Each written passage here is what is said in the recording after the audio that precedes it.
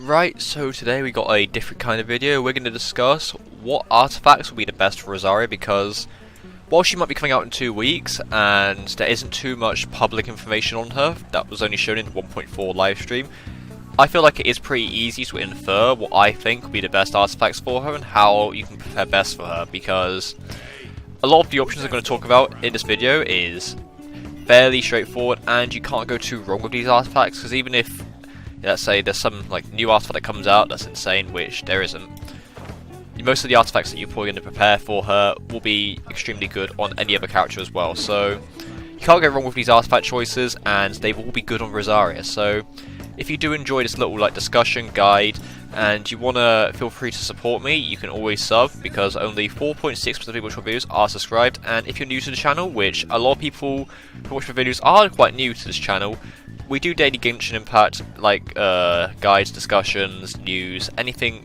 that might be of interest to you. So feel free to feel free to sub, because a lot of growth on the channel has halted recently, and I'm going to try and get it back up, because I want to try and grow this channel out a bit. So thank you guys, we're going to get right into it. So Rosaria, we already know she's a cryo polearm user. She's going to be coming out in 2 weeks, and from what I've noticed from the live stream of her, which was the 1.4 special program, there are 2 ways you can build her, which is you can either build her as a main damage dealer or a support sub damage dealer, which makes building her quite easy and quite fun. Now we're going to do support artifacts first for her, because it's very simple. So you got a couple options. So if we look at my artifact bag over here, we have obviously the first one, a Noblesse Oblige. You can do 2-piece or 4-piece. I'd recommend doing a 2-piece, because you can do 2-piece Noblesse and 2-piece Blizzardstraya, because that will maximize your cryo damage from your burst, and that just maximizes the output from that if you want to use it just to do cryo application damage. If not, you can run a 4-piece if you don't have one on your team already, but I'd recommend putting that on maybe other supports that you might have, or other characters used solely for their bursts. But I recommend using at least a 2-piece on her if you want to use her for a support potential. Now, something else you could use, which there isn't a 5-star version of it, but you can use the 4-star Exile or Scholar set to maximize your energy recharge. Now, energy recharge is quite big on her. Might be it could be pretty big. 20% energy recharge on this, or the Exile is fairly decent if you want to try. If you want her burst to be up always.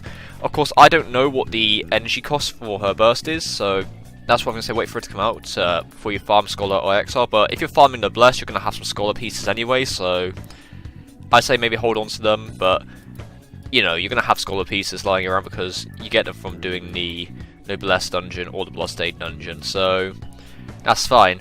But support Rosaria is fairly simple to build. It's just basically a Noblesse set, maybe a bit of Blizzardstraya, but yeah, it's fairly simple.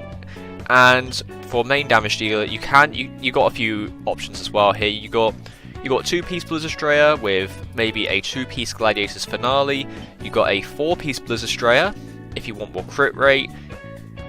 If you want to do some frozen reactions, but you can also do 4-piece Gladiator's Finale, because she seems like she might be an okay physical damage dealer, which means 4-piece Gladiator's Finale might actually be really good on her. And as well, if you want to run a fun physical build, you can also run 2-piece Bloodstained Chivalry. You can also run 4-piece as well, but I don't think 4-piece is ideally that good on characters in general.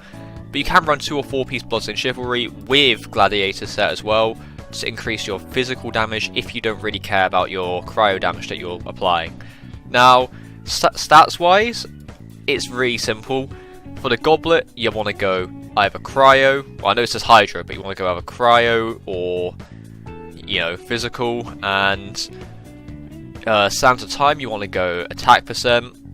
I think you want to go attack percent at least. And for the Circlet, you either want to go crit damage or crit rate, depending on what weapon you have, and you want to try and aim for a 1-to-2 ratio between crit rate and crit damage. So if you got 50% crit rate, try and aim for 100% crit damage. If you got, let's say you got 150% crit damage, you want to go for 75% crit rate. you want to try and get a nice 1-to-2 ratio, because basically the reason why this is because the crit damage on a circlet is doubled out of the crit rate. So, for example, a level 10 5-star artifact with 35% crit damage, a crit rate would only be about 17%. Roughly, I know this is level 16, but it'd be around 17%. And yeah, that basically sums up how you want to build Rosaria. She's fairly simple. Let me know, have you prepared for Rosaria? Are you going to pull for Rosaria? Because, I mean, I'm going to try at least. You know, I'm not going to go down trying. I'm not trying, but thank you guys for watching this short video. Comment down below, you know, your thoughts, opinions, if you're going to build her, what set are you going to put on her? And thank you guys for watching this video, so please, take care.